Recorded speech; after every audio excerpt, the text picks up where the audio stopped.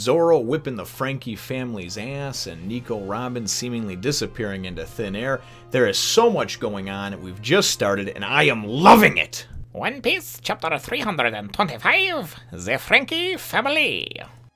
So much going on. Well, hello, my brothers and sisters of the Nerd Nation. I, as always, am Jim, and I'm here to bring you another review on the awesome and tantalizing, fantastical, wonderfully water-filled tale of One Piece. Our last chapter saw us with really just, kind of building the background and the backdrop of Water 7, this actual living, breathing character that has been written into this wonderful story.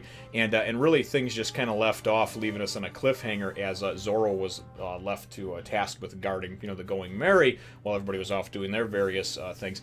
And he, had come upon and wound up coming out of his sleep just in time to block with his swords another swordsman that was going to attack him. So that's where things left off.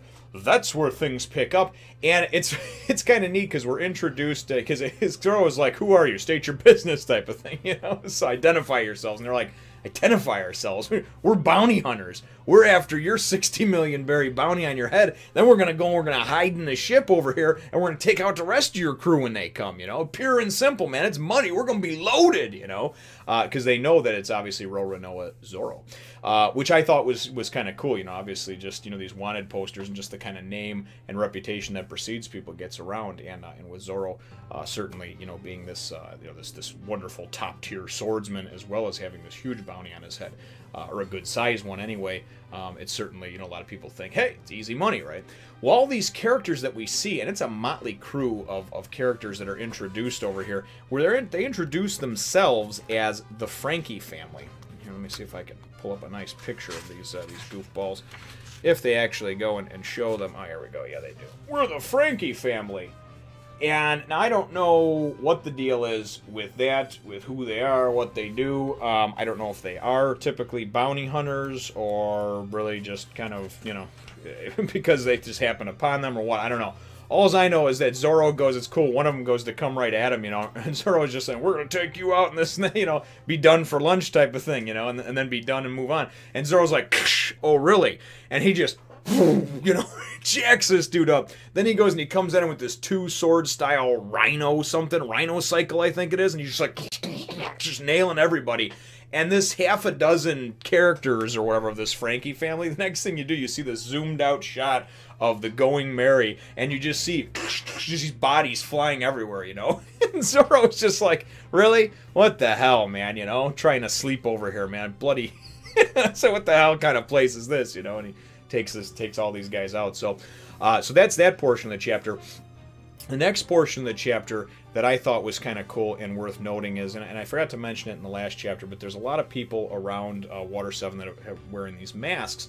So we wind up cutting to Robin and Chopper, and they're walking around, and Robin is in a new outfit with these thigh-high sexy boots and a nice little short dress and everything like that, just looking dynamite. And oh man, I tell you. Anyways, so and then she's tall. She's anyways. So she's walking around with Chopper, and they make mention of these masks and what have you, or Chopper does, and she's like, oh, there's some kind of festival on another island, and that's what it's for. And he's like, how did you know that? And she goes, well, I just kind of got used to ever since I was young, pretty much just picking up on conversations, listening to things, even if they're whispered, just kind of being very observant, as it's something that you have to do when you're, kind of working in the shady underbelly of society in the underworld. You got to gather information. A lot of it's very cloak and dagger type of stuff. So certainly we wind up seeing a little bit about her as well, and finding out that she has this skill set. And then, and Chopper's just amazed by everybody, because he even listens to Usopp's tall tales, which are clearly bullshit, and he's just like, really? Really? And he said, oh, Robin, you're the best. Now, Chopper goes, and they wind up coming upon, and they find a bookstore, right? And he's like, oh, man, a bookstore, or she actually finds it, and mentions it. He's like, oh, man, this is great, So he goes to go into his human form. He's like, come on, Robin. And they show this side view of this person with a mask on passing her as she's passing, and the person says, I'm with CP9. I don't know what the hell that means. It says, I'm with CP9, right? And then there's just sort of like these weird sort of click, clack, like sounds or whatever coming out of it. So I don't know if it's like a way of communicating among some kind of criminal organization maybe that she was with before, or that knows of her or something. I don't know. All I know is that he winds up going, Chopper winds up going into the bookstore, turns into his kind of human form, and the lady's like, oh, really? What kind of mask do you got on? He's like, oh, it's a human reindeer mask. And she's like, okay, as long as you're having fun. But when he comes out of the bookstore, Robin's gone, right? I don't know what happened to her. I don't know why she took off. I don't know if she was kidnapped. I don't know if she took off of her own free will. I don't know if she knew some people in this organization, because remember, Admiral AOK over there talked about how, the last 20 years, she's basically every organization she's been with has been burned to the ground. But I don't know. I don't know if that's true. I don't know if they're aware of everything that she's been with or whatever. So definitely a mystery hanging out there for that one, and I thought that was kind of cool. But we'll go and move on from there. So there's a lot of stuff that happened in this chapter, and it was kind of neat how it was broken up.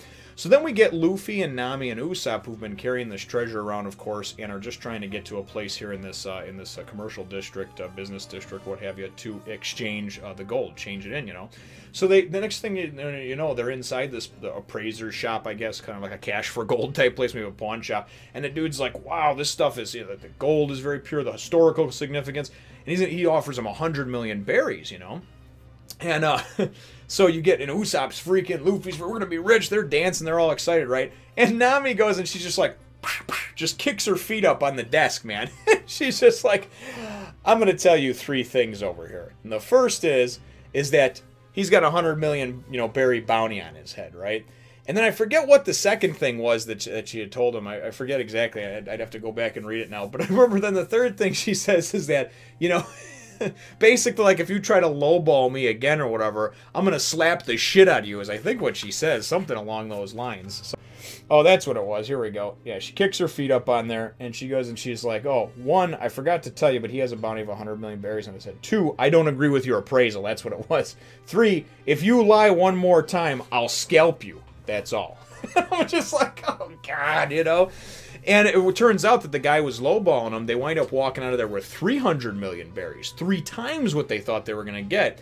And each one of them has a briefcase full of money now, And Luffy goes and somehow accidentally loses, like twirling his arm around or something, and loses his. Goes, oops, there it is, 100 million berries in the water. And of course, Nami and Usopp, the bloodhounds, man, they dive for it and get it. But nonetheless, I thought it was a very funny exchange, though, when she sat down, because she could see through his bullshit. She knew, she had a general idea of about how much it was worth, or how much she thought, like, the street value, or whatever you want to say, the change in value would be for it. And she knew the guy was trying to screw them over, So, lo and behold, I thought that was nice. Very similar to when Zoro walked into the sword shop, and, back in around chapter 90-something, or whatever that was, when they were in Logetown. And he wound up going in there, and the guy offered him for his sword, 50 or 100,000. And he kept raising it up, but still, it was something that when Tashigi walked in, she was like, this thing's worth like 10 million or 20 million easily or something. The guy was totally trying to lowball him. So I just thought it was funny. Nonetheless, so we'll move on from that. Then they wind up going and making their way with their money now over to the shipyard, over to Dock 1 or whatever, where they were earlier. Well, actually, at the end of last chapter, and there was, of course, the carpenters, the workmen from the Galley-la company around, Lucci and all them. And now everything's kind of cleared out, and they've gotten there. So they go to kind of walk in, they're like, hello, all of a sudden this dude appears. And this dude reminds me of, like, Pinocchio, like this wooden doll. He's got, like, this square Usopp-type nose, though, a longer one. And he's introduced as Kaku? Kaku? Kaku, I guess? Kaku or Kaku? K-A-K-U. And he's the foreman. He's basically the foreman and carpenter of this particular area.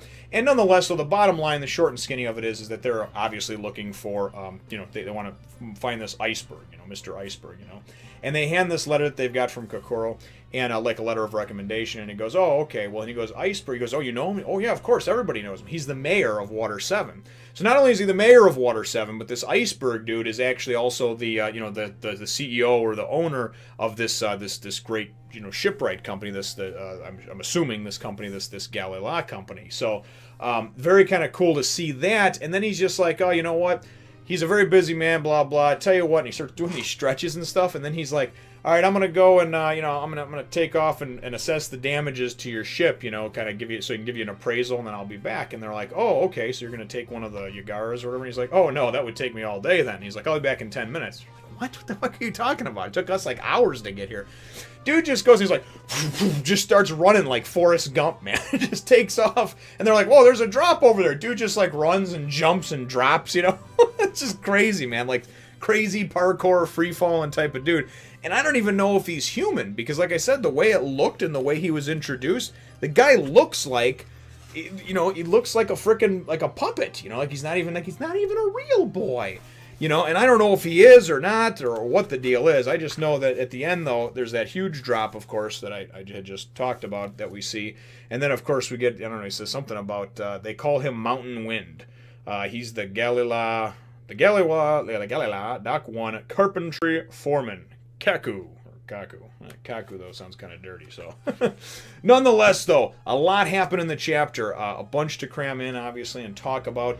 And really, I mean, significant things. Obviously, an introduction to this Franky family. I don't know how significant that is going to be, but them coming upon and trying to attack and of course, get the bounty on Zoro. And then, of course, all the nonsense. Well, now we have some money, 300 million berries, so that's obviously good. And certainly looking forward to, you know, getting the ship fixed or what have you.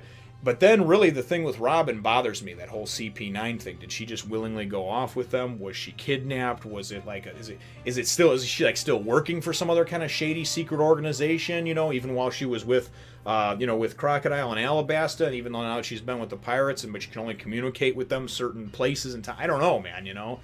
Really cool to find out. So anyway, but my chapter question, though, for your brothers and sisters is really going to be, you know, just your thoughts on, I guess, obviously, you know, Robin and what transpired with that. That's what my question is. And obviously, if it's big spoiler time, you know, don't answer the question. But I would like to know where the hell Robin went to. So it's certainly something that's intriguing me. She's my favorite character now. So, and she's hot. Where the hell did she go?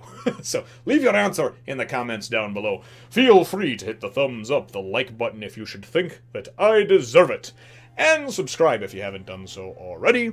We will look forward to catching all of you in the next Fun Nation. If you'd like to see more breasts like these, remember to follow me on Twitter and Instagram and Facebook and even my other channel,